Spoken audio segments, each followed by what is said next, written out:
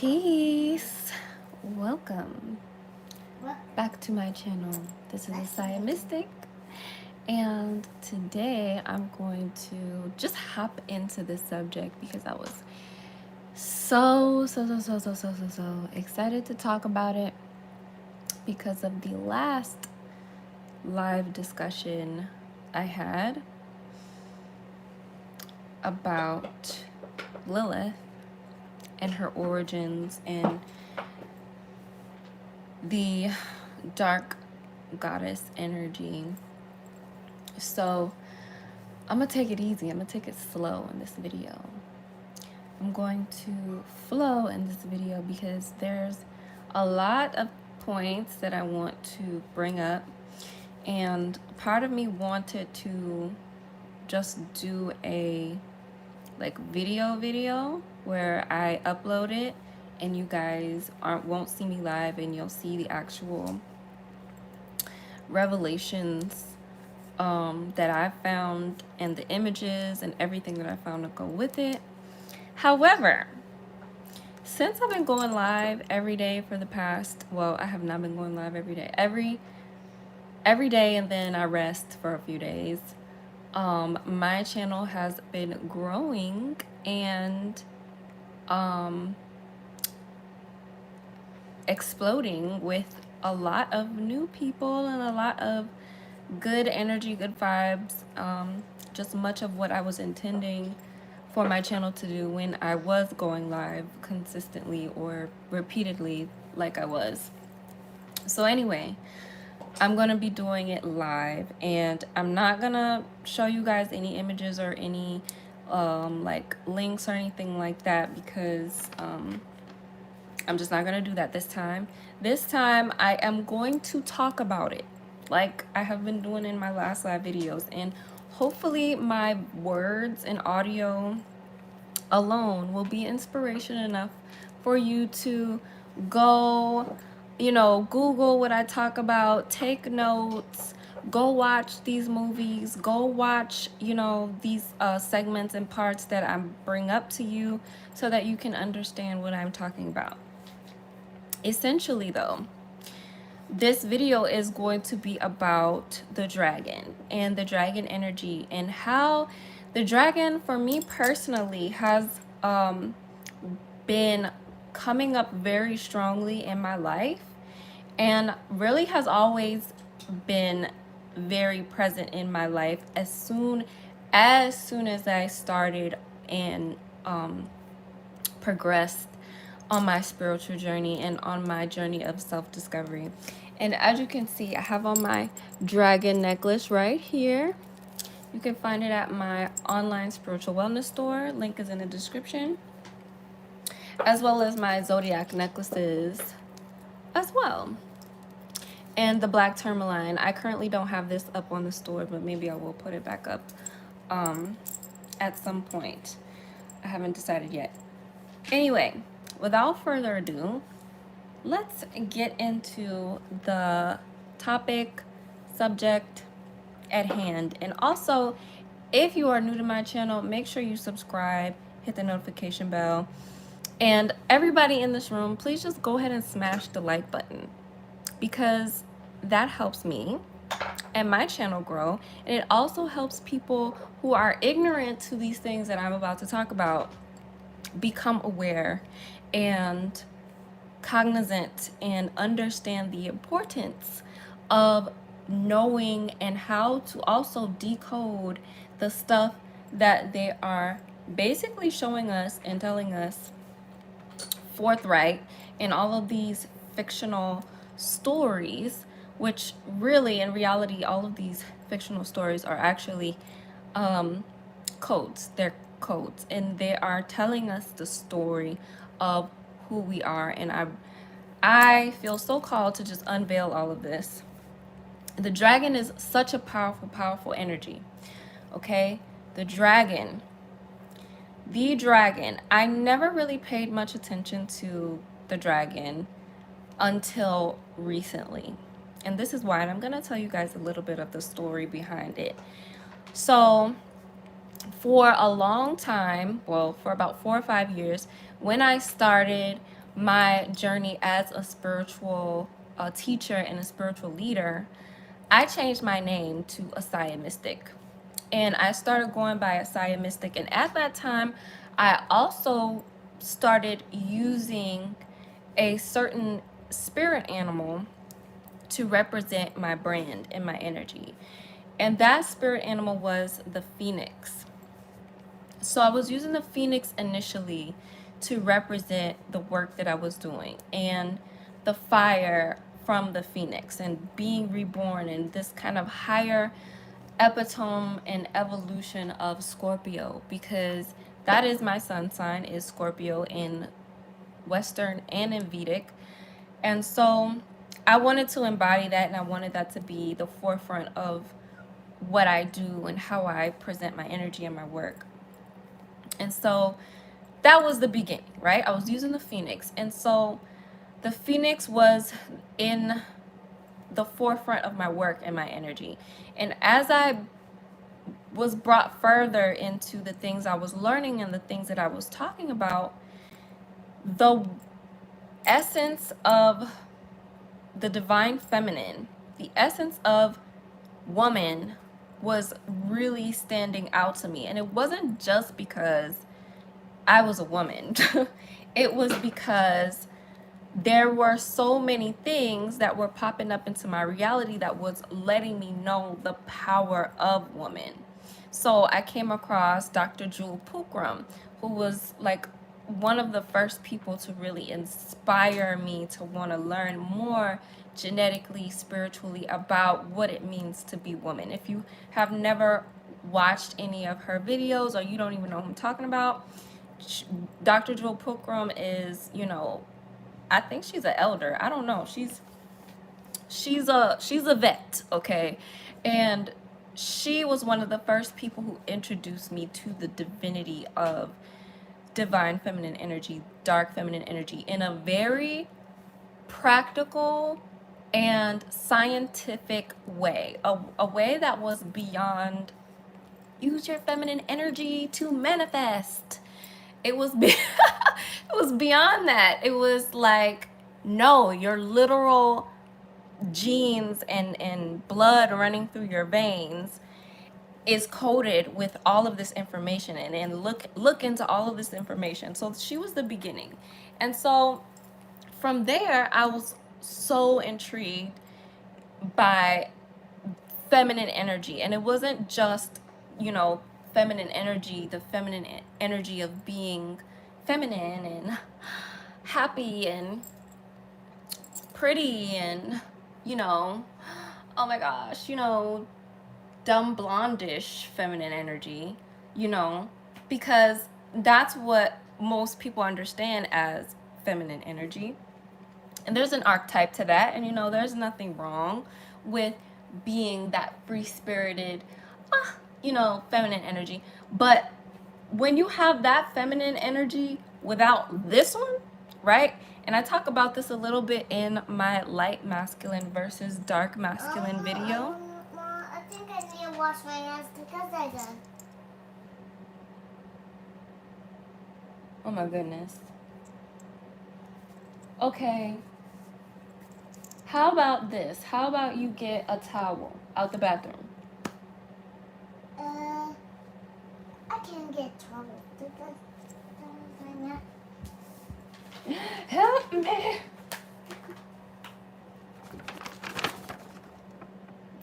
This is what she just did. Doesn't it look pretty? It's my old makeup that I'm letting her play in. I completely forgot that I was letting her play in that while I was doing this video. Okay, the towel in the bathroom, okay? Help me get a towel. Okay, I hope you get the towel. Oh, that's my iPhone. Okay, I'm gonna help my daughter get her towel, and then I'm gonna come back and finish what I was saying. And also wash your hands too. Come.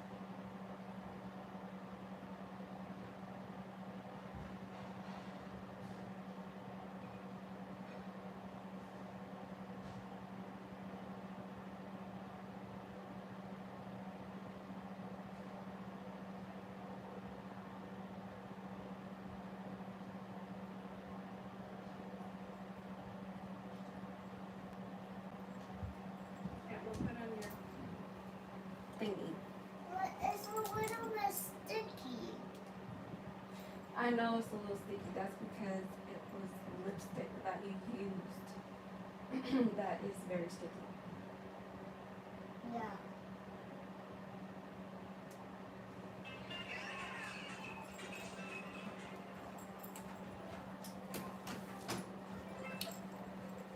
Okay. It was super sticky. I got the most of it off and I got some of it on my hand. Oh my gosh. Whatever. It's cool. So now, if any of you have been here since I got back, or since before I got back, if you could just remind me of where I was last talking at, that would be great. If not, I'm just gonna attempt to remember where I was at in my discussion about the dragon. Oh, you gotta keep it on the charger.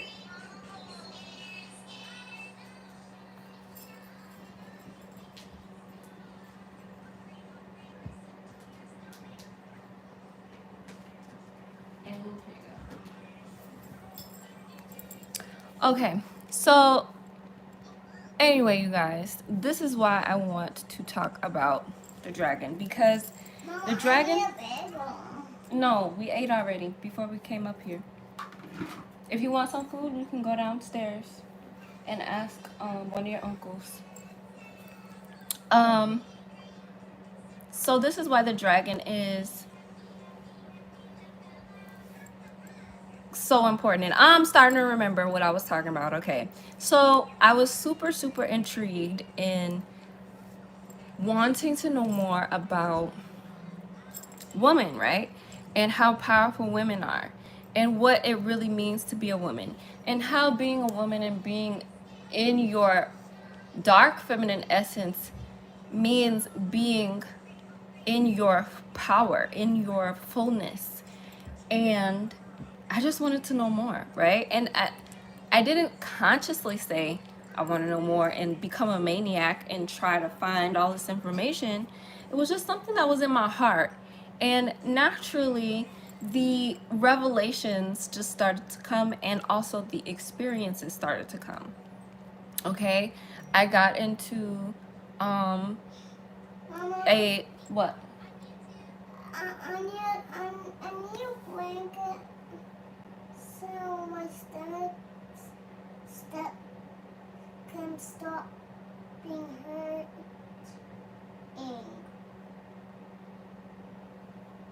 You need a blanket for your stomach? Yeah, because it's keep hurting.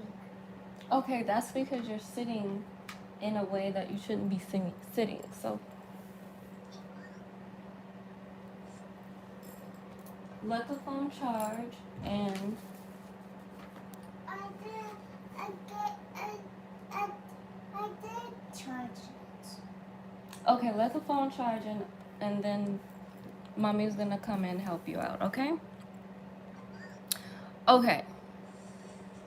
Setting intention. Last disturbance during this video. Not a disturbance. She's just wanting some help. But anyway, I was understanding that the feminine energy is super powerful and super potent.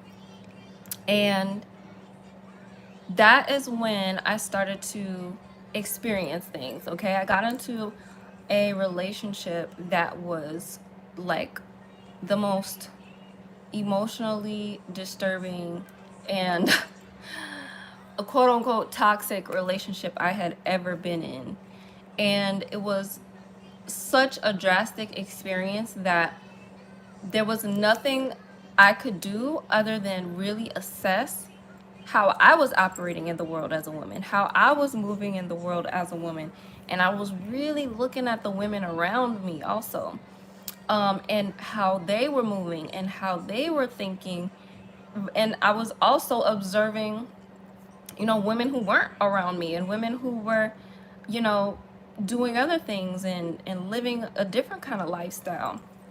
So I had the chance to really not only understand things in a vast perspective, in a spiritual perspective, but I also had the chance to really get real and down to earth with what was actually going on with women on the planet, especially in America. So from there, that is when my channelings for Lilith and these other things along the lines of feminine energy and relationships started coming up. And from there, that is when I started being drawn to wanting to work with and deal with the elements and the nature of each element. And each element that I'm talking about is, water, earth, air, fire, ether, right? And I'm coming to understand now that masculine energy and feminine energy are also elements. So really ultimately there are 7 elements, and the elements that we can utilize in master are 5 elements. So these were things that were just starting to come to me. It was just little by little they were coming to me. And finally I got to a point where in my journey I was searching, or not really searching, but I came across a brother of mine on Clubhouse, and his name is Gentle Bull. Most of you probably, I don't know if you've heard of him or not, but he's done some videos with Korra on YouTube. If you've heard of Korra, he delves into and he teaches Afro-Indigenous people about the actual factual history of what happened to our people. And I got into a conversation with him about my spiritual name, because his spiritual name, he was named Gentle Bull, right? And so I said to myself, I want to know what my spiritual name is. I've gotten my genealogy done. I know what tribe I'm from, on a surface level. I'm a Choctaw, Afro-Indigenous from southern Louisiana, Mississippi, all around that area. But I wanted to go deeper. I wanted to go beyond, tribes and, the paperwork and asserting your power and your nationality through, paper. I wanted to know who I want more, right? I want the spiritual stuff, because that's just who I am anyway. And so I was asking, how can I get my spiritual name? I was going to get my spiritual name from someone in his tribe, right? Because he was named by a matriarch in his tribe. So I was like, okay, well, maybe the same can be done for me. But that didn't happen, right? It was kind of like a lot of resistance or energy going on with someone being able to channel a name for me. And so he said, just, you can do it yourself. You can channel it. You have the energy. You're the matriarch. You can channel your name. So channel your name. And so I said, okay, I'm going to channel my name. I'm going to listen. And you guys, this is when the dragon started coming to me. So I was I was watching an anime, a manga series called Yona of the Dawn. You can find it on Hulu. The first I think few books, you can find the season Yona of the Dawn. It's an anime, y'all. And I'm a manga and anime head. I used to read anime and manga all the time when I was a teeny bopper. So for some reason, I just felt like watching anime and manga again, because it made me feel really good to just be a child and read manga and anime. So I started the series Yona of the Dawn. It was like so intriguing out of all the other animes I watched to me. And close my door, please. And once I started reading the anime, once I started reading the manga, right? Because once the season was over, I was like, I want more. So I had to buy the books, y'all. had to buy the books. I bought the next few books, and I'm reading, right? I'm reading about this woman. Pause. Pause. Okay, pause right there. Rewind a few weeks previous to that, where I'm, I'm wanting to know my spiritual name and all of these things. And I just kept closing my eyes and seeing myself with this fire in my eyes. Like, I'm just looking and I have this fire in my eyes, like a flame just burning inside of my eye. It's, who knows where that came from, but it was coming to me, and that image just kept sticking. So I was like, okay, another thing that I was like, all right, whatever. So I'm reading this manga, and it's about this girl, right? Once I get into the books, she starts to have these experiences, right? Mind you, the manga is about a story of 4 dragons. And there is one particular dragon that incarnates, right? Incarnates every however many, whatever.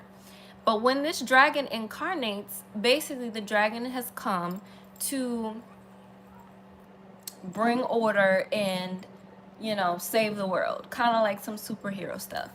But the dragon comes in to restore the balance and the peace and the life necessary for things to continue in divine harmony and balance. Basically ushering in a new timeline is what the dragon incarnates to do. And so in this story, there's the crimson haired dragon, right? Nobody knows who the dragon is. Nobody knows, when the dragon's coming back. But turns out the dragon ends up being a princess, right? The princess of this land. So she seeks out these 4 dragons to be her comrades. And throughout the series, she starts doing things where she has this fire in her eyes. Because in the beginning, before she realized she was a dragon, or actually, I would say before anybody knew she was a dragon, she was very meek,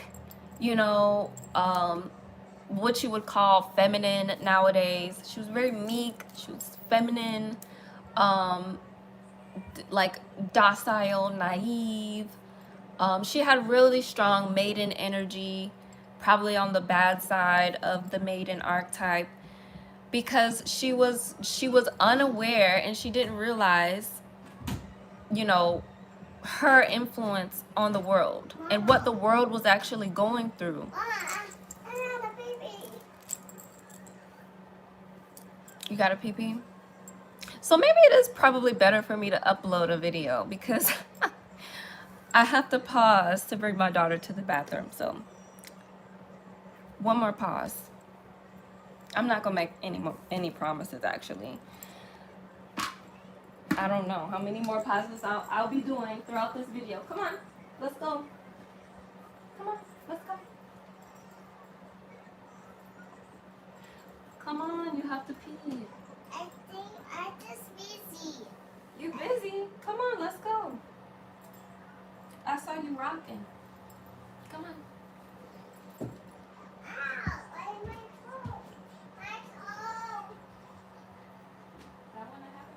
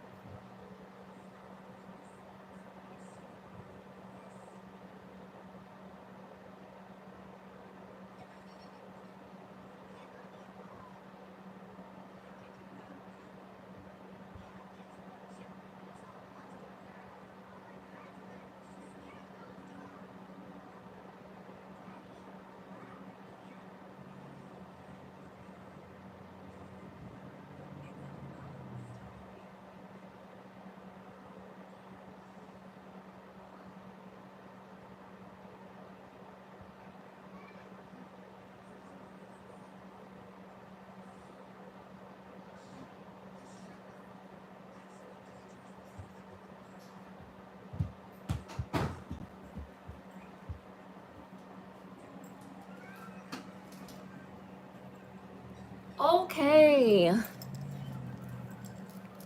All right, so I'm back and now I can continue. Oh, wow, look. 5 out of 6 of y'all stayed and waited for me. I'm so flattered. Okay.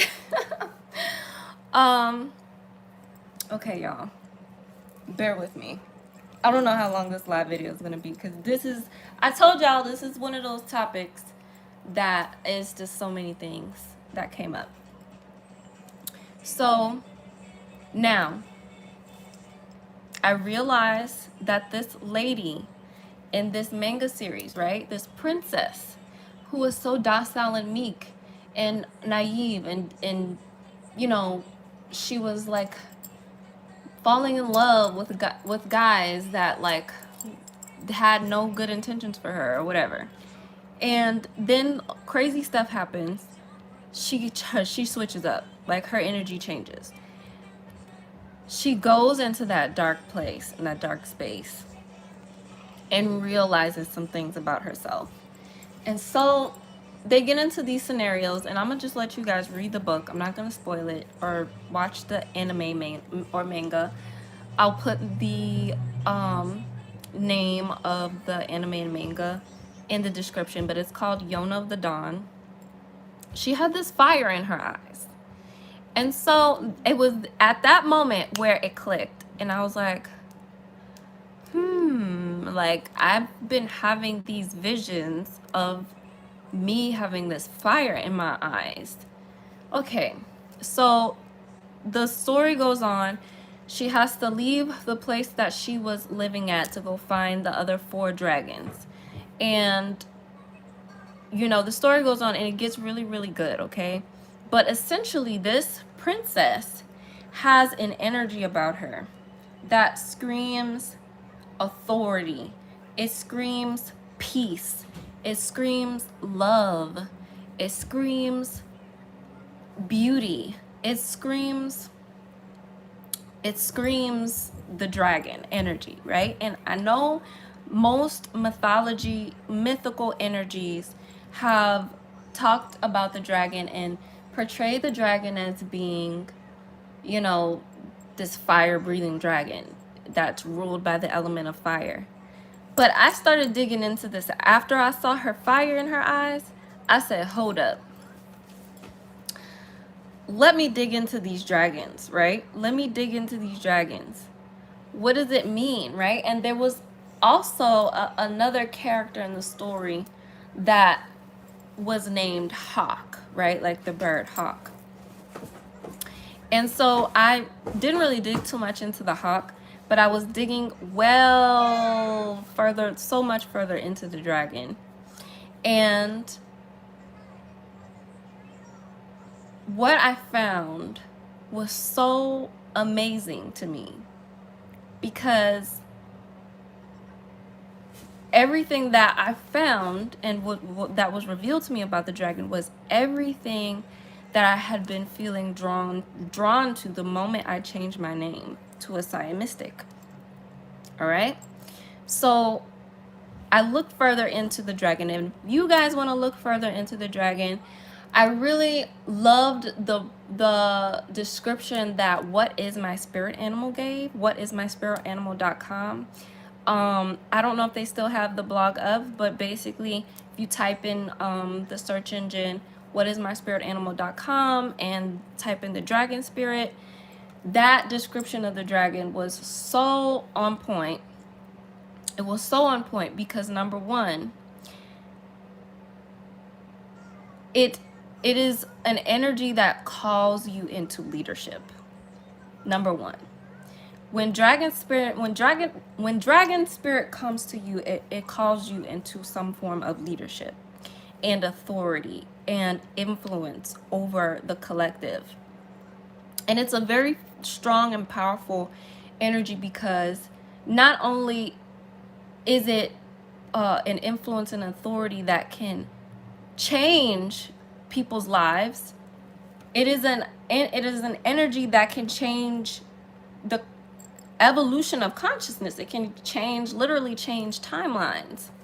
And so when you understand or you're feeling the energy of the dragon spirit, this is an energy that doesn't come to you for, you know, play, right?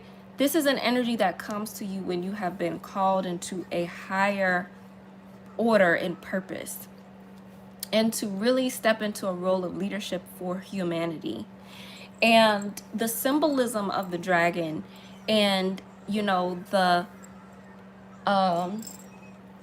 present day consciousness of, you know, slaying the dragon, how, you know, the kings and the knights and, you know, all of these people would try to slay the dragon. It's very symbolic, because it's symbolic of two things. It's symbolic of, one, you wanting to slay and get rid of the primal truth and primal authority of existence in your life, or in life in general. Or it's signifying the dragon that needs to be slayed within yourself. And so for the collective, this is the energy that people are dealing with. They're dealing with, number one, wanting and feeling like they should be slaying the dragon of this I don't even know what to call this thing, but this crazy society, these crazy things going on in society. You know, I gotta watch what I say on my YouTube videos about anything having to do with all of those things. But and you guys, if you type any messages, I usually get to all of the messages and read them by the time I am done saying what I have to say. So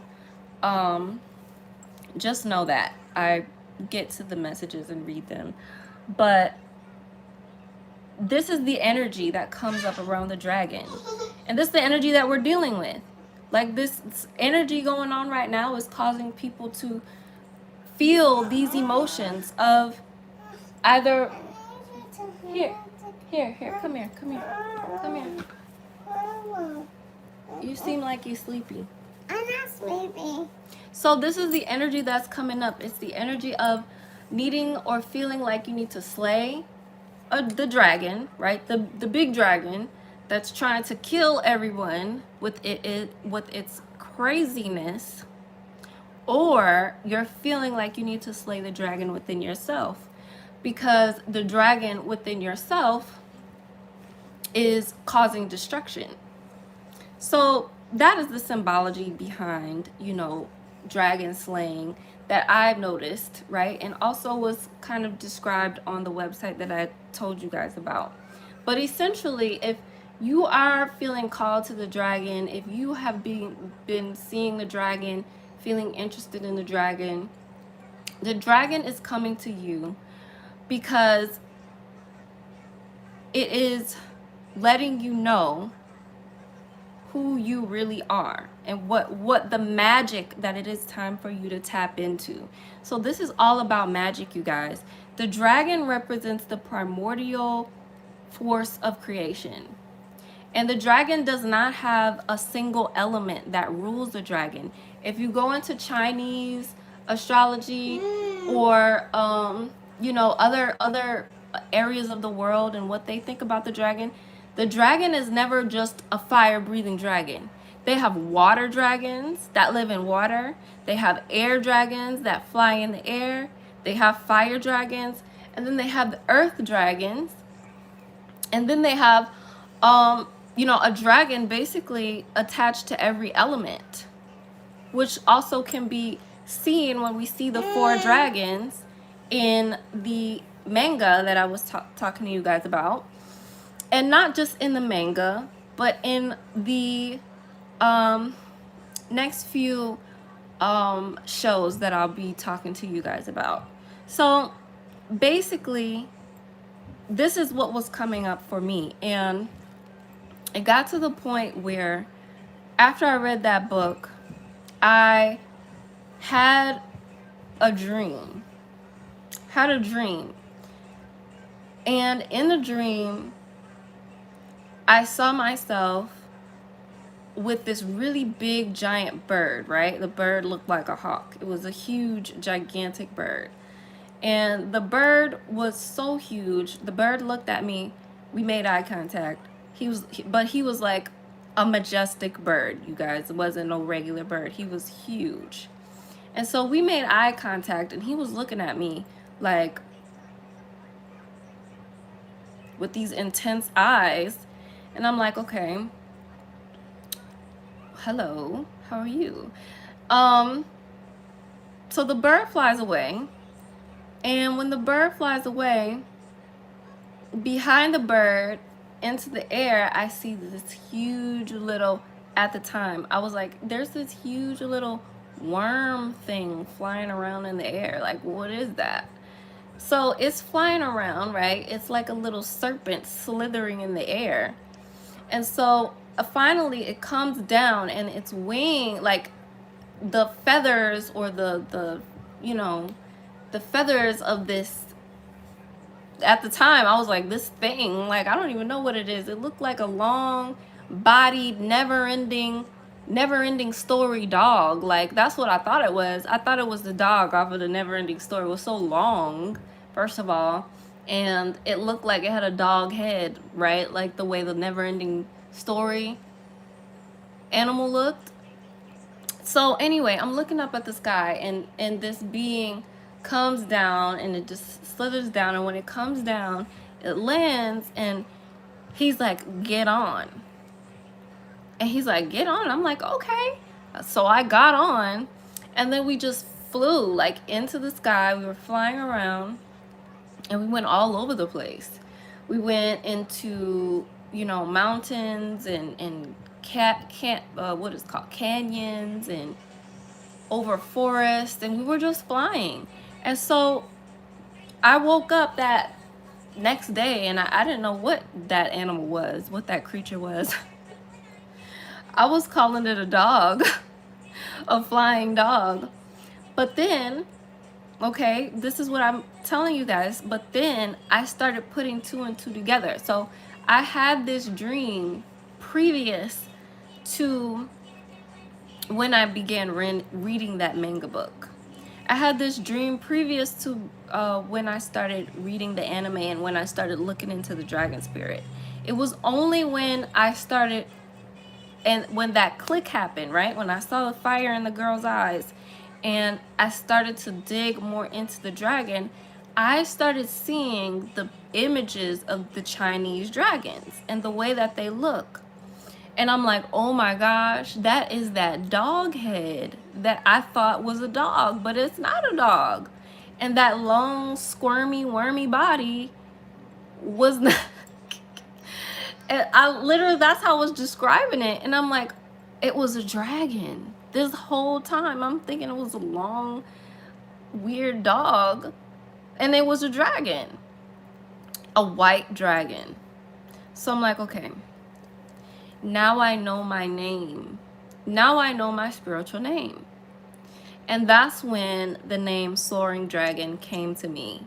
And at first I was like, that's cheesy. I was like, no, that's cheesy. That can't be it, right? That's my mind talking. Like, my mind says very funny things. So my mind's like, that's cheesy. And I'm like, but I feel like that's the name though.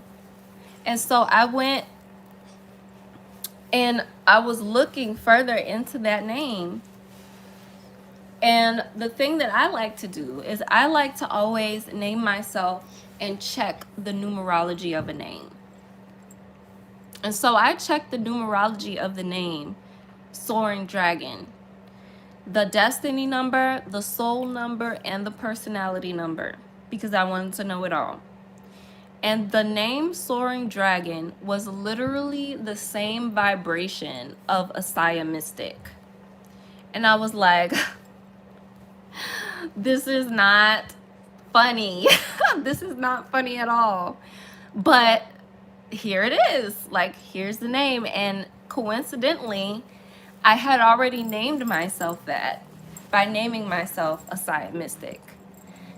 But just coming to know, you know, the actual spirit animal that was guiding me was, I think, the whole purpose of that. The whole purpose of that transformation and the whole purpose of that experience. So, boom, found out my name, Soaring Dragon. And from that point on, I started putting 2 and 2 together, all right, about why the dark feminine, why the primordial woman, why I've been talking about this for so long, and why it is so important and how it is connected to each other.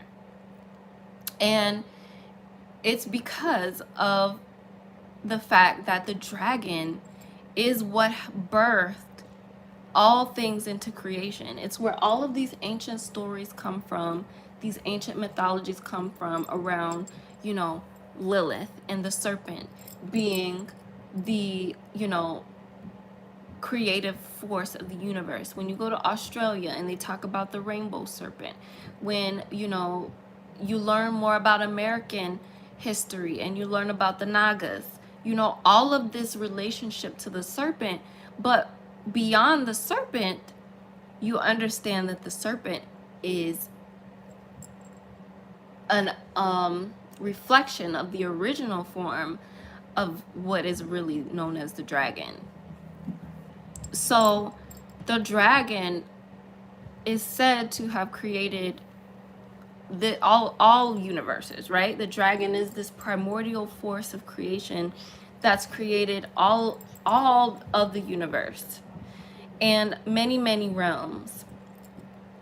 And these dragons, they're ruled by different elements. They can take on different elements, but they teach you how to master all elements.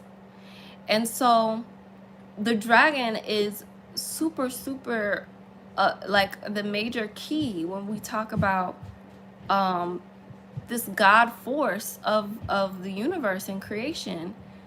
The dragon is basically the epitome of all of this. So how can we see the dragon and its relationship to all of these different shows and all of these different things that are coming out in the media? How can we see the relationship to, you know, what I'm talking about in these different shows and things like that? So outside of the manga series that I read and finished, except for the fact that there's still books coming out, there is a new show that just came out called The Wheel of Time. And I talked about this a little bit in my video I did yesterday. The Wheel of Time is a new show that just came out, and it's based on a book, right? Everybody out here channeling. And there are 4, so in the book there were like teenagers or children or whatever, but there are 4 people who have this eminent power, right? And out of those 4 people, one of them is the dragon, right? And the dragon has this all-powerful source energy running through them. And in the show, they're like looking to see who the dragon is. You know, we don't know who the dragon is. So up until the 4th episode, no, we don't know who the dragon is. And if you have not seen the show, please go watch the show. You should probably like get off of this live right now because I'm gonna spoil it for you. I just am. At least up until episode 4. Because there ain't no other episodes come out yet. So they're looking for who this dragon is, right? Who's this dragon? And me, I'm watching the show and I'm like, oh, I know who the dragon is. The dragon is that redheaded Afro boy. That's who the dragon is, right? Because those are the 4 people that they take with them to leave the town or the village to go where they needed to go to get away from this dark lord that wants to destroy them and the dragon, because those are the only people who can defeat them. And I'm thinking it's him the whole time. And as I watch the show, there's a part specifically in the show where it is revealed that the dragon is actually an Afro-Indigenous woman, right? Like, out of everybody on the show, it was her. And I was like, seriously? Like, it's her out of everybody? And I couldn't even call it. Like, I'm like, oh yeah, they gonna make it him, they gonna make it somebody else. Like, but it was her, you know? It was her out of everybody. And I'm like, wow. Click. Like, another thing clicking, right? Where they talk about where they talk about the dragon. And in this show, I feel like it's gonna get really good because they also talk about and connect this energy back to the elements, right? Back to this symbolism of the 5 elements. You know, you have the 4 and then you have 1, right? So they have the 4 people in that show who are, you know, these special people, right? Then you have that 1 dragon. And in the manga or anime I was talking to you guys about, there's the 1 dragon, right? Dragon, red-haired princess. And then there's the other 4 dragons, which in whatever way aren't as important as her, right? Because they all follow her. They all follow her leadership. So there's that. There's those similarities just between that book and this book, right? And then we get to, let's talk about Game of Thrones now. Okay, let's talk about Khaleesi.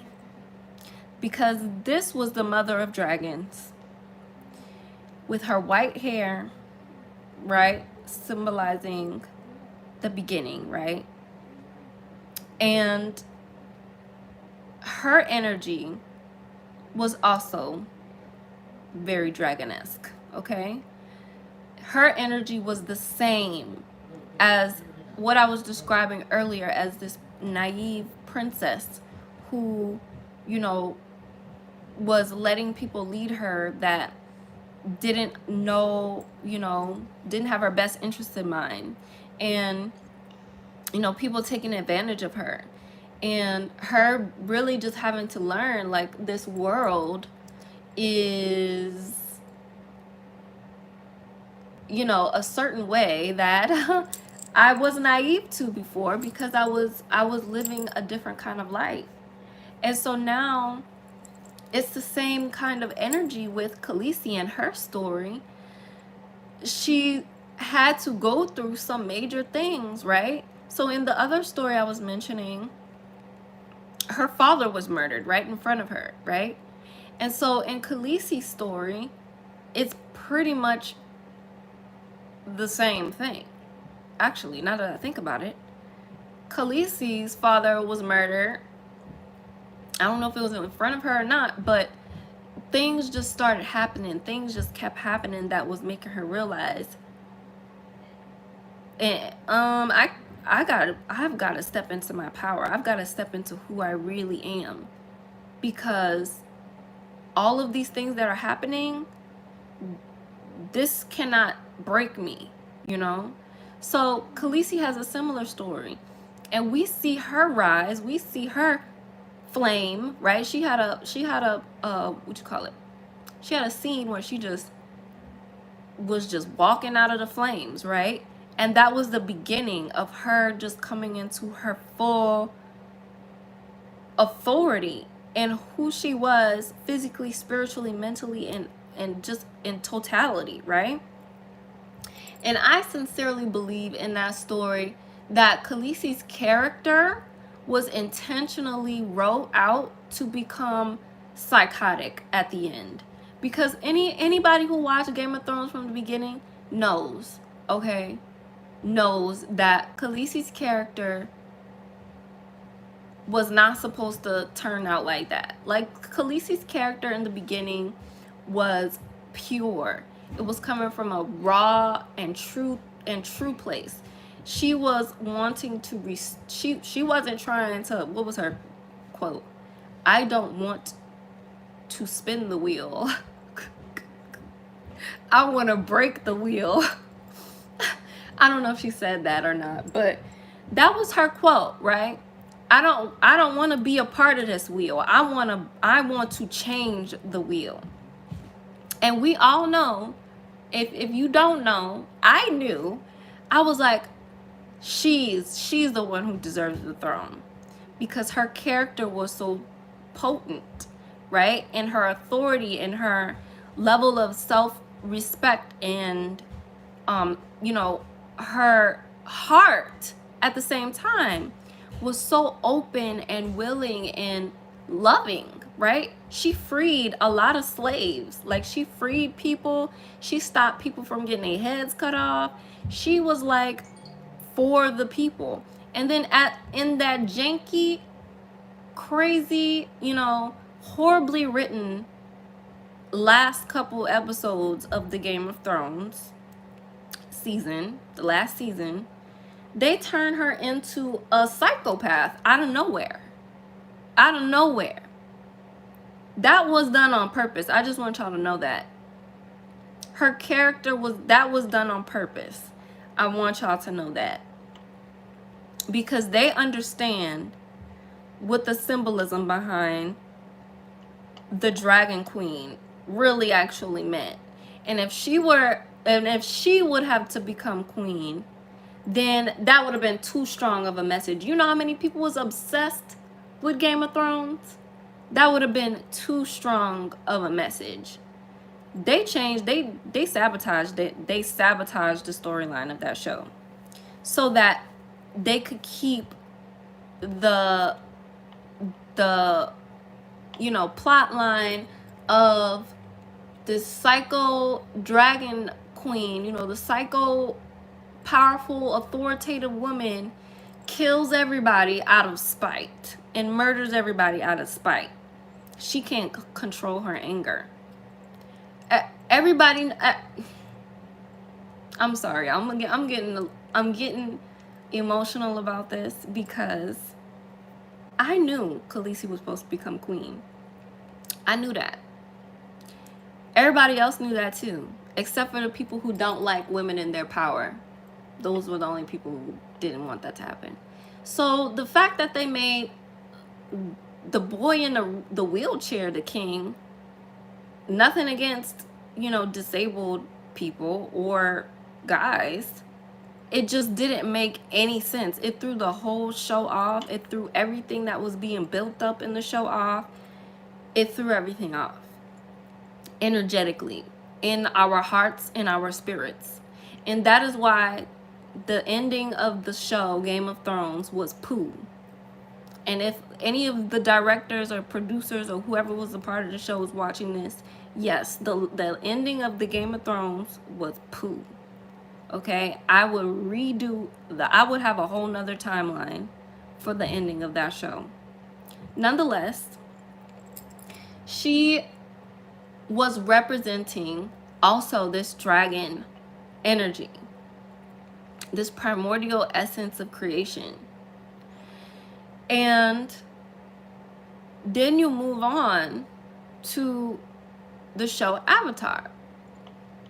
Now, the show Avatar is one where dragons weren't really mentioned too much, to the point where you actually notice.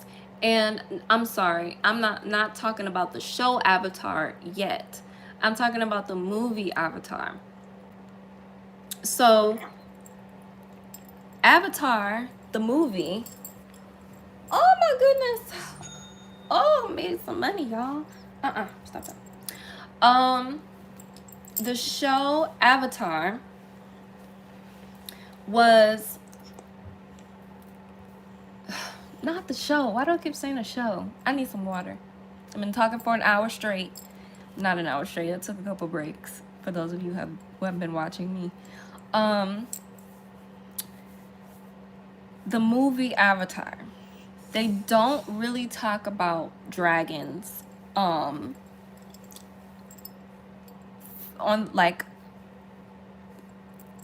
directly on the movie Avatar. But I love that movie, and I binge watch that movie from time to time. I just decide, you know what, today I want to watch some Avatar. I want to see my blue people murk some humanoids today. That's what I want to see. I want to see the ancient story of my ancestors read back to me in this delicious, beautifully animated movie, and I just want to relish in it. And so, because I've seen the movie so many times, I was able to catch that one little. After I've been having my revelations about the dragon, and there's this one clip. There's one clip, right? And this is again why I decided not to do an uploaded video, because I didn't want to like actually put the video in here and get the video and get my video like, you know, copyrighted or whatever, like.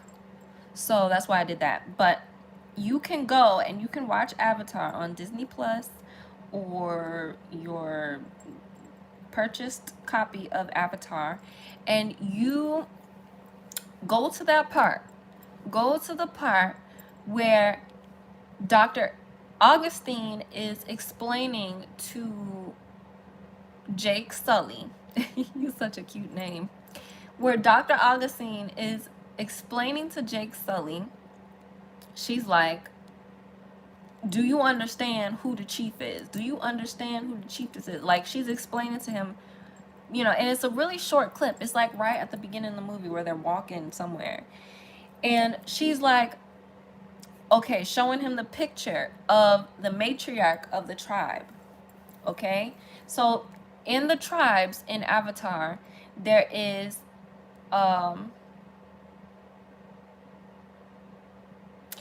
I forget their names in the actual language of the people, but there's the chief and then there's the chiefess. And the chief was the leader of the clan, right?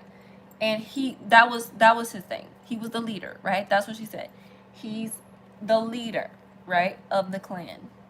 Then she showed him the picture of the other lady, right? I think her name was the Sahik, is the name that keeps coming to me. And she translated that word, and she's like asking him, who is this? You know, and he's like, dragon lady. That's what he said. He said, the dragon lady. You know what? I don't know if it was him or her who said that, but right in that millisecond of a clip, they said, she's the dragon lady. And I said, how is she the dragon lady? How is he the leader and she's the dragon lady? Explain. Explain to me, Spirit. I'm tired of you giving me all these hints and all these shows, and now I gotta sit here and be like, okay, here's more evidence of what I have been receiving. I get it now. Dragon lady, the oracle of the tribe and the community and the people, was called the dragon lady.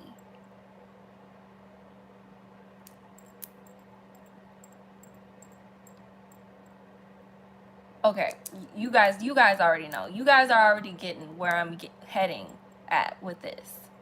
Okay, it's not over yet. It's not over yet.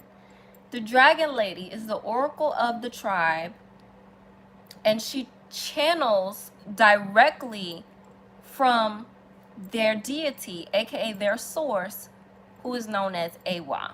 And if you guys have been on my channel, I did a video previously talking about how Yahweh is Aiwa, right? And I will in the future do another video expounding on that, because I could be a lot more detailed and thorough about it. because there's a lot of things attached to the name Yahweh. And I just want to clear some things up with that. So future video coming on that. But she's the one that channels the message of source directly through to the community and to the people and to whoever needs it. And so she's known as the Dragon Lady. The dragon is, why is the dragon keep coming up like this? Why is the dragon keep being presented this way? It's because the dragon is completely and totally and deeply intertwined with the energy of the primordial woman and the primordial force of creation that can only be expressed and purely exemplified through the energy of woman, or one that is in sync with this energy, right? With this dark feminine energy. So this is what this is all letting us know. This is what this is all signifying and exemplifying to us, that this energy, right, of the dragon is ancient. It's ancient. It's primordial, and the reason that she is currently being expressed through the energy of women and through the energy of this dark goddess, this goddess that does not take no mess, that does not put up with no ish, this goddess that is completely sovereign in her energy, this goddess that is in her complete and total authority of who she is and how she walks into the world. This is why the dragon is being channeled through her right now, because she is the epitome of what we all currently need right now. The world needs a leader right now. The world needs somebody to say, actually, this is who you are. And we have a lot of those people coming up, right? We have a lot of leaders who are walking in their path and coming into their purpose, especially, women who feel called, right? There's a lot of men also who are stepping into that path. Men who have, made peace with their own inner masculine and feminine, and who are like, enough is enough, and I serve a greater purpose. And I feel like that energy and embodiment is displayed so perfectly in this new show, The Wheel of Time, right? Because outside of the 4 beings that have these special powers and the dragon that is a part of this, these 4 beings, so there's ultimately 5 of them, there's this league of women called the Aes Sedai. And each of these women have a sort of like a match, like a mate, but not really in marriage. It is a mate in their purpose, and it's a masculine energy, right? So they have men that they pair up with, that they link to consciously and spiritually and physically, literally physically, to the point where if one of them is injured or one of them dies or whatever, they can feel it. Like if you watch the show, in the 4th episode, old blondie, and Aunt Jemima. I'm not making fun of them, y'all, but I'm just saying it was cute how they paired them up like that. But old Blondie and Aunt Jemima was a pair, okay? And Aunt Jemima just, she was like, you know what? I will sacrifice myself for my sisters. In that last part where they were, I don't want to give too much away. You guys go watch all this stuff that I'm telling you about. And he felt her get like taken out, right? And he was like, like he ran and was doing all kind of irrational stuff, right? And you guys, I use the term Aunt Jemima because she was like a little stout, you know, black woman who remind me of Aunt Jemima because she was very matronly as well. But he basically ran and he was all irrational. He could feel what she was feeling. And so this is the energy of the masculine in relationship to this dragon-esque feminine energy.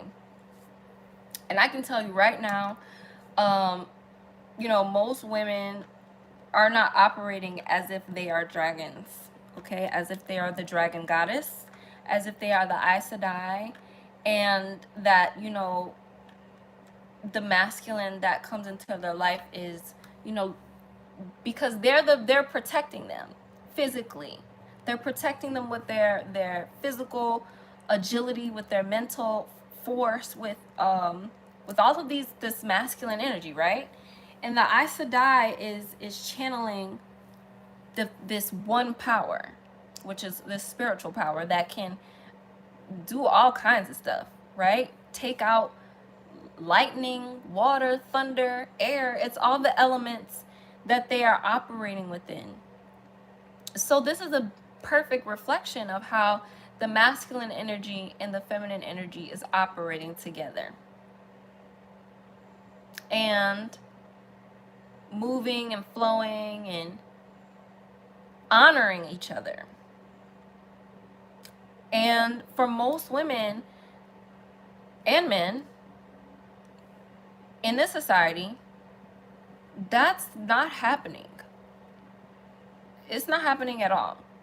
And this is why it's super important to remember how important your energy is as a divine feminine, how important you remember the original signature of your energy.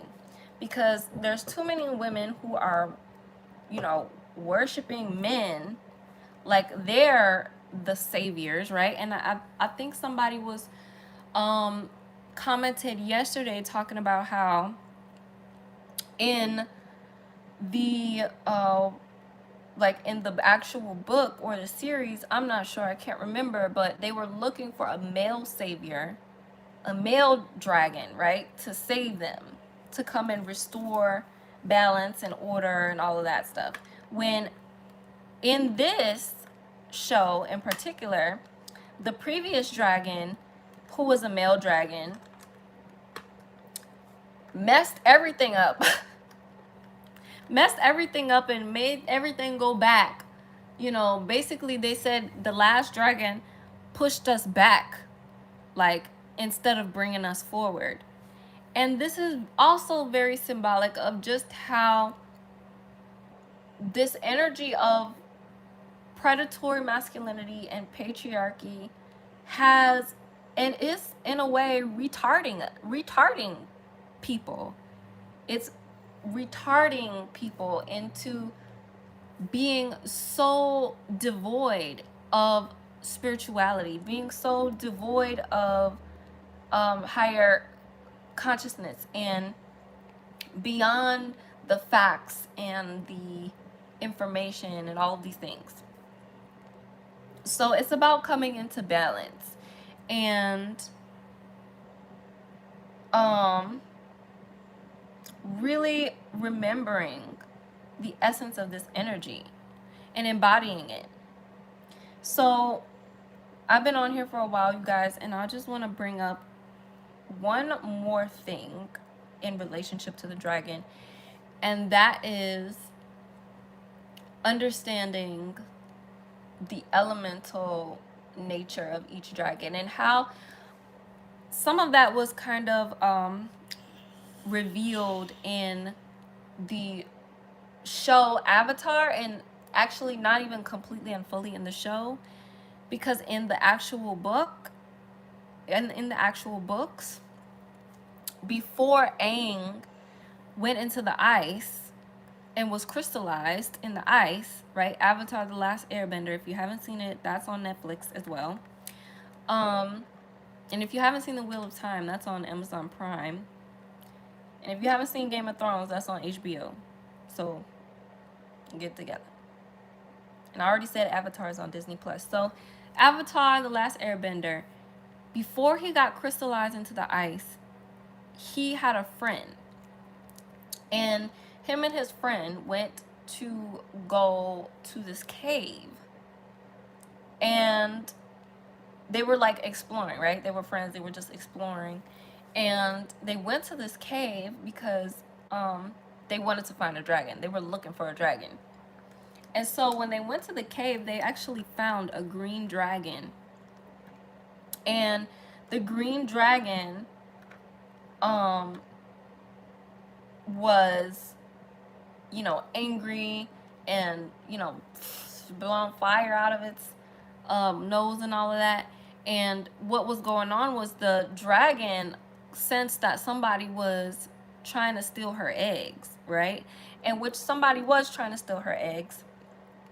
So Aang and his friend saw the people, the Fire Nation, trying to steal the egg, and they scared him away, right? And so Aang brought the egg back up to the dragon, and the dragon thought that Aang was trying to hurt the egg, so the dragon would like pow with its tail and smack Aang, you know, and he almost fell off the cliff, right? But he's an airbender, so he caught the egg that the dragon hit with him off the cliff, and he airbended back up, and the dragon realized that he was trying to protect the egg, and so she didn't burn him alive, right? But she took the egg and went back into her cave. And so this was before Aang got crystallized into the ice, and this isn't even in the show, this is in the book. So this is like the first depiction of the dragon in Avatar: The Last Airbender. Then we have the depiction of the two blue and red dragons when Zuko finally figures out the truth about the Fire Nation, and that the Fire Nation had been bending fire from, not from source.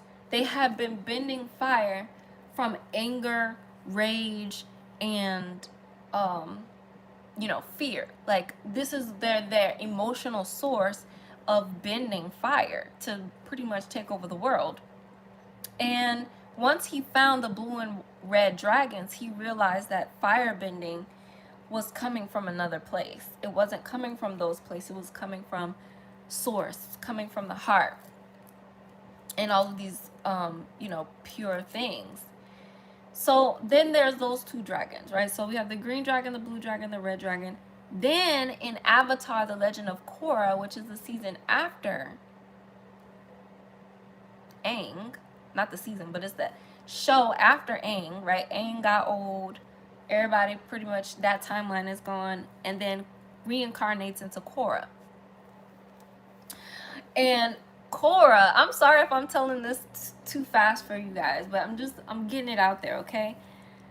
Go watch The Legend of Korra, right? After you watch the Avatar: Last Airbender. Then you watch The Legend of Korra. There's only one dragon in that whole entire season, and the dragon that's in that whole entire season is the white dragon. And the white dragon pops up when they start talking about the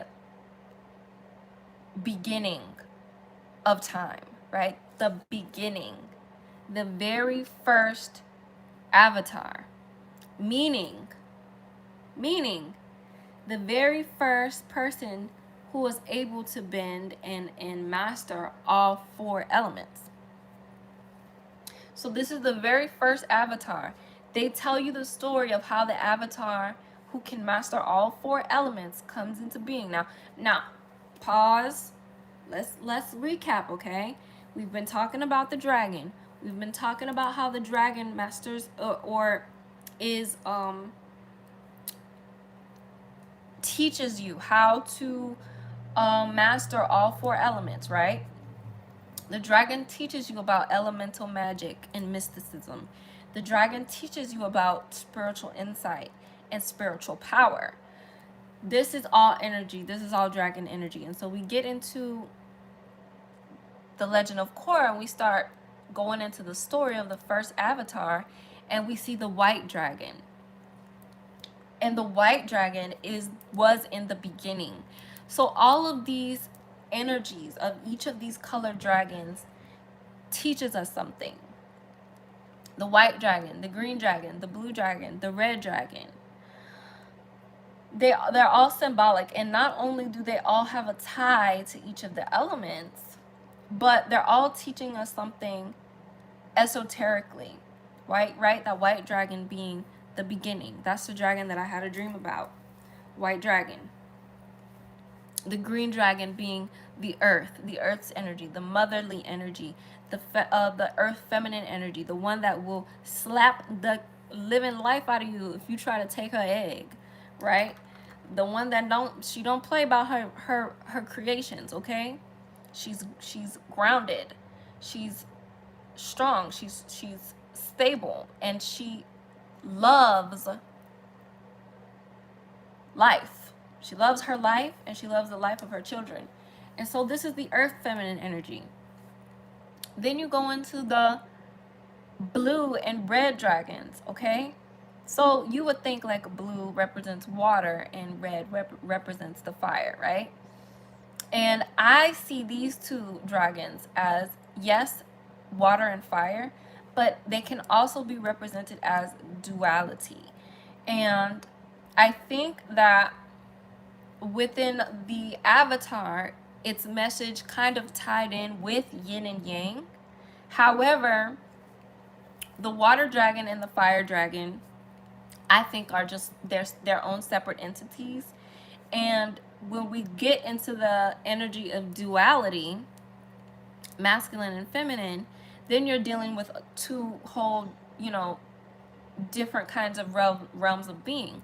But for the sake of Avatar and their symbology behind the dragons, yes, they were all, the blue and the red dragon was representing water and fire, because when you look into the actual show and you see when the blue dragon comes up, you see when the red dragon comes up. The blue dragon would come up for bad things, right? The blue dragon, there was a scene where Zuko was like having this war in his mind, like, should I be a good person or a bad person? And the blue dragon was like the voice of his evil sister, and she was like, you're a bad person. And then the red dragon was slithering up, and it was his uncle's voice, who was like the goats of all goats, okay? Uncle Iroh was the goat. That's my favorite uncle, Uncle Iroh. So then the red dragon comes up and is like, no, Zuko, do the right thing. So we see this duality between fire and ice, masculine and feminine, creation, right? This duality between creation, and that's basically what the whole show, the Avatar, was about. It was about the war between duality, the war between yin and yang, the war between fire and water, masculine and feminine. And the ending of the show represented the peace that comes when you're able to remember that it is the completion, or I would say integration, of your soul, right? And the reason that I say that is because that show ended, and again, if you haven't watched the show, I'm gonna spoil it for you. So get off right now. You've never seen Avatar, and second of all, shame on you if you've never seen the show. Shame on you. How dare you? I'm just kidding. I know some of y'all are like, a little above me in age, so maybe this is just something you never heard of. But at the end of the show, he ends up learning how to do something that no other bender other than the very first bender learned how to do, which was soul bending. And so That's what ends up happening, you guys. When you understand what all of these messages are getting at here, right? This war that is going on right now in our reality, this battle that is going on between masculine and feminine is just a reflection of this battle that's going on between truth and lies, right? Real and unreal, light and dark. And it's about integration. It's about integrating all of that into the soul of who we are. And when I talk about this primordial dark feminine energy, in essence, this is what I'm telling you guys about. Oh my goodness, my baby's sweating. Okay, it's time to turn the heater off. You never know when it might get too cold in here.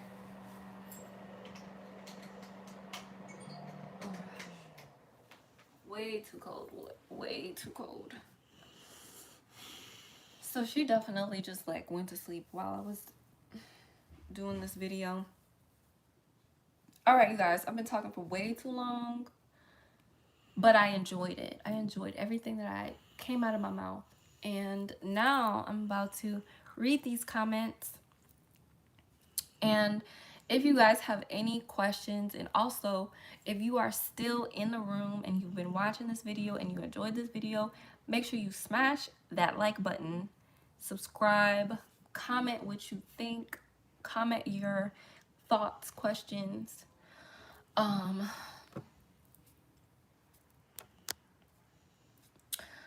All right, so going back to the very beginning of this video, when people started commenting, and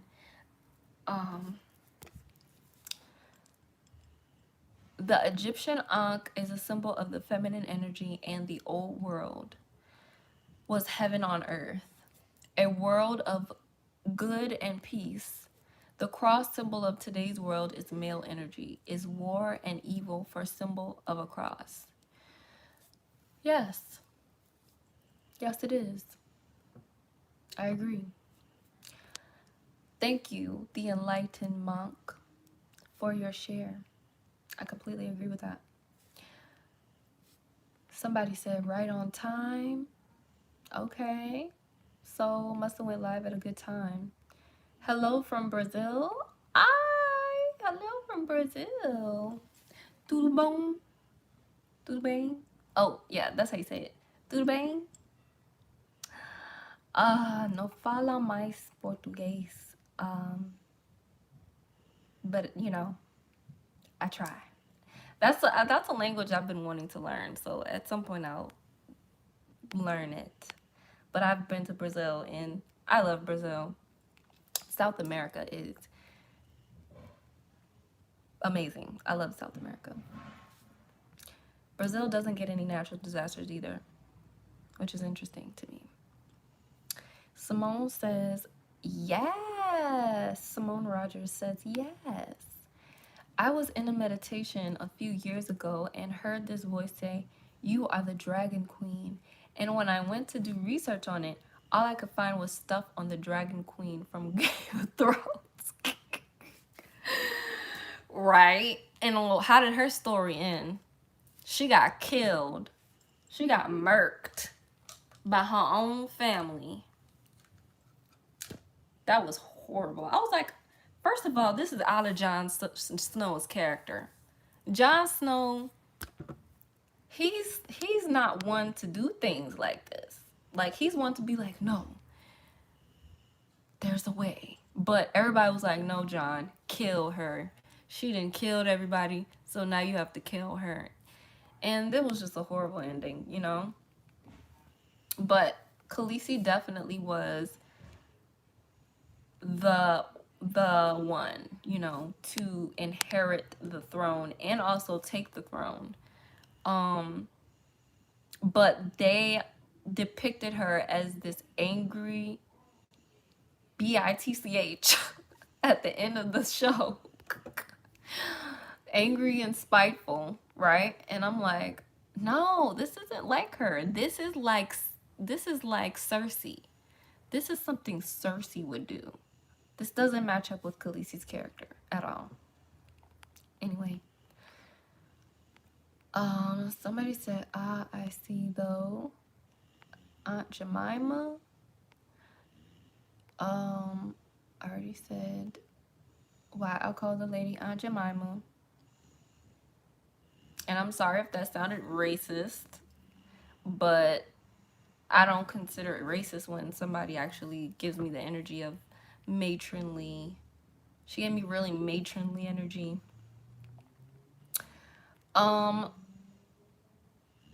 Hello, chat. I am late. So I feel like some other people commented and I don't see your comments anymore.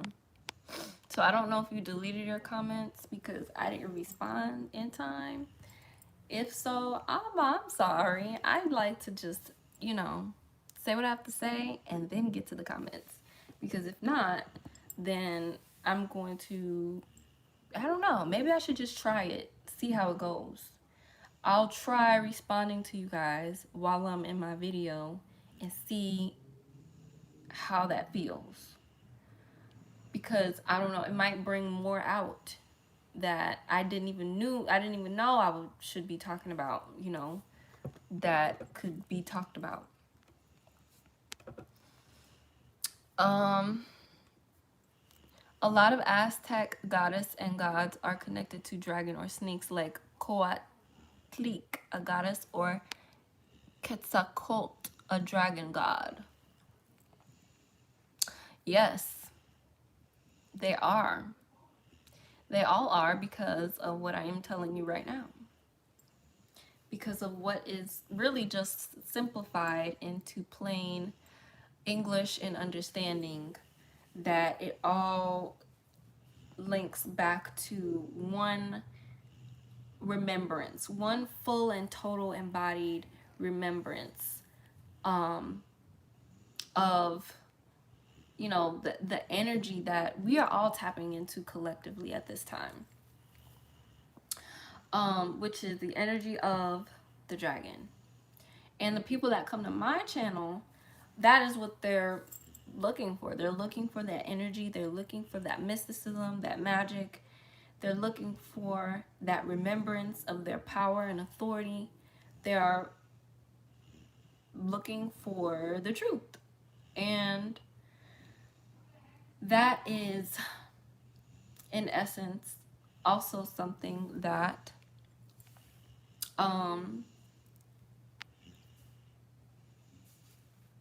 I believe everyone is entitled to, is the truth. Can you talk about how Kundalini and serpent are related? I actually did a video previously about... Nope, I never did a video about that. Okay. I was gonna say I did a video about the serpent and its relationship to God and our perception of God. I did a video on that. Is the devil really God, or God really the devil, right? The serpent. But I haven't done a video on the Kundalini, so I'll put that on my list of videos to do.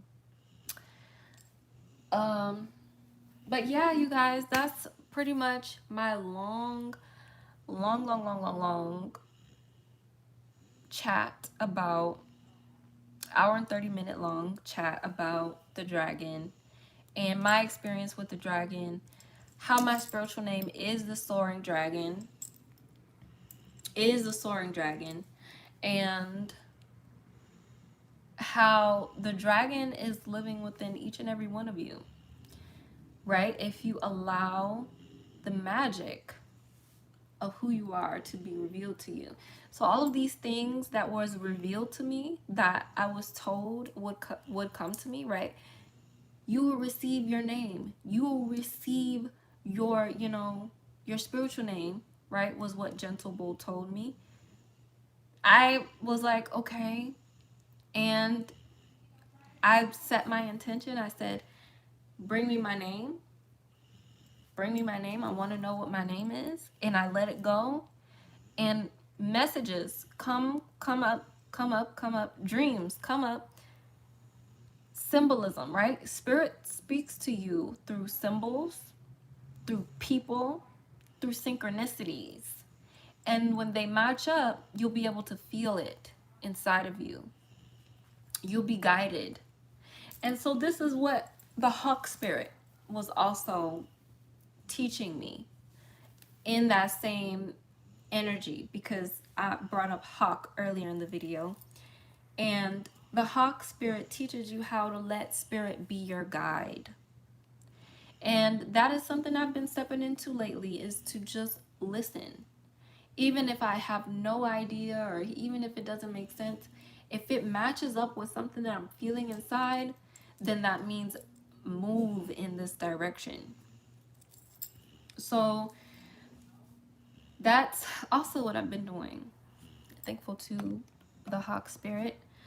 And I'm also thankful to all of you who have tuned into this live video. Again, if you're interested in any of my necklaces on my online spiritual holistic wellness store, you can get it at the link below. Let me know if you guys are interested in the black tourmaline necklaces, because I had this up previously and I like sold a whole bunch of these last year and I took them off, but I'm wanting to do it again. I'm wanting to do it again. So just let me know if you guys are interested in these black tourmaline necklaces. EMF protection.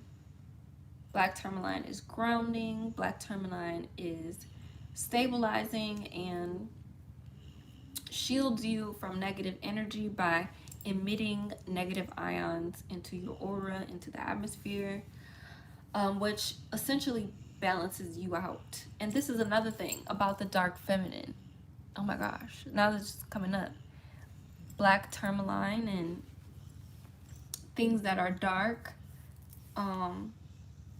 stones that are dark, are normally a very protective and shielding energy, not because they repel negative energy, but because they are negative energy and they emit negative ions.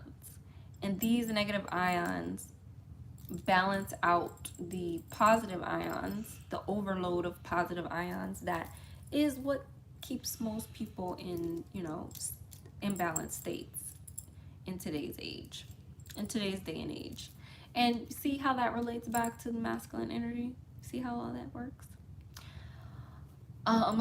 So anyway, I super duperly enjoyed this video, and let me know what you guys want to see next from me, any other videos, and brain fart. So yeah, let me know what you guys want to see next from me, and I will be back on here live doing these videos and just living life. Also, if you have not signed up for my free 4-day mini course, the Lilith Code free 4-day mini course, the link to that is in the description as well. And if you're interested in working with me one-on-one, okay, in my program, the Lilith Code, I think, what is today, Sunday? You have until tomorrow. After tomorrow, you have until tomorrow to get access to this one-on-one premium coaching program where we go through all of your energetic blocks, resistance, and stagnancy towards well-being and being integrated with your masculine energy, for all the women out there, for all the divine feminine energies out there. Just like I was stating earlier, and the stories that I was telling earlier about these women who start out, right, before realizing that they are the dragon, they start out in these situations where they're super naive, they're super, don't really understand their energy or their power, and then they go through these experiences, right? And then they become reborn into this dragon, and into this dragon energy, into this goddess energy. This is what the Lilith code is bringing and ushering you into. Because a lot of women don't understand how they can step into and how they can really embody their goddess energy. They are, you know, getting all the signs and the signals from the universe. They're going through these experiences of, you know, being in less than ideal relationships, or having problems in their marriage, or, you know, not really being able to be fully themselves in their life, in their business, in their relationships, because they're not integrated. So the Lilith code brings you into integration.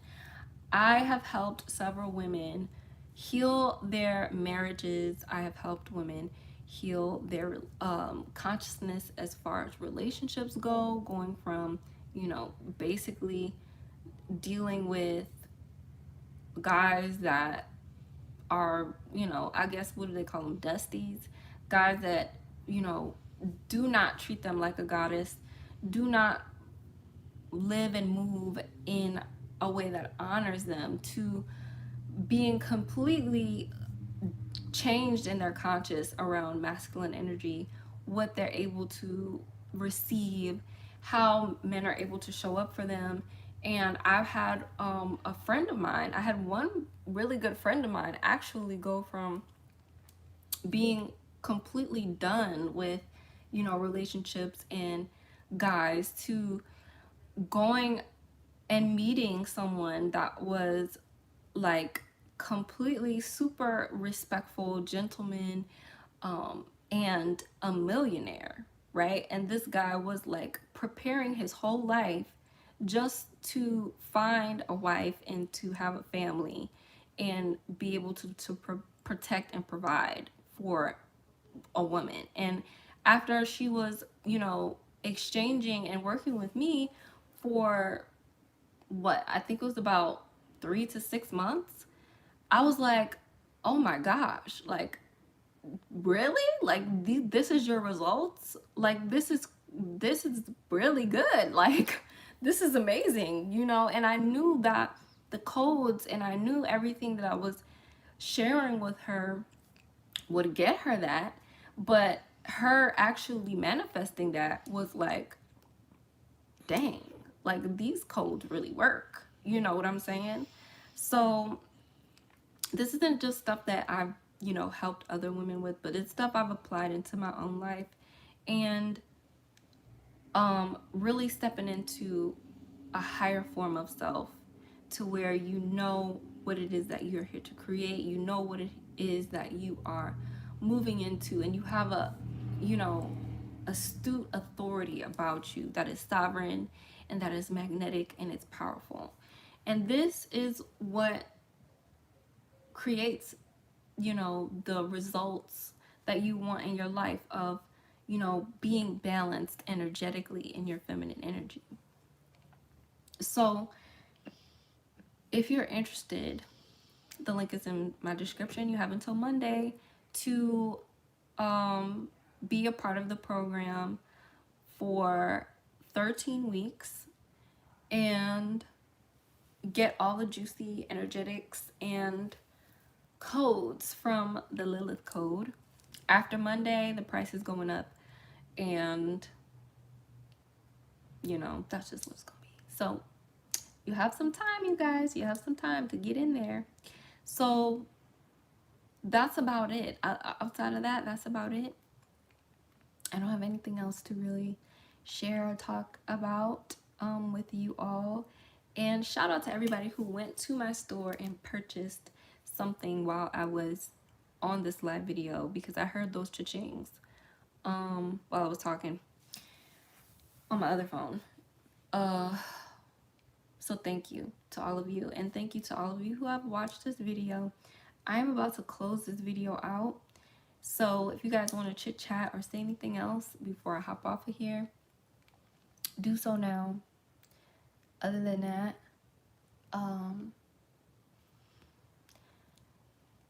everybody have a lovely, beautiful, abundant, night and rest of your day on the next Earth Day, which is Monday. Oh, we're moving into a Monday. Cool. All right, my loves. Be well and peace.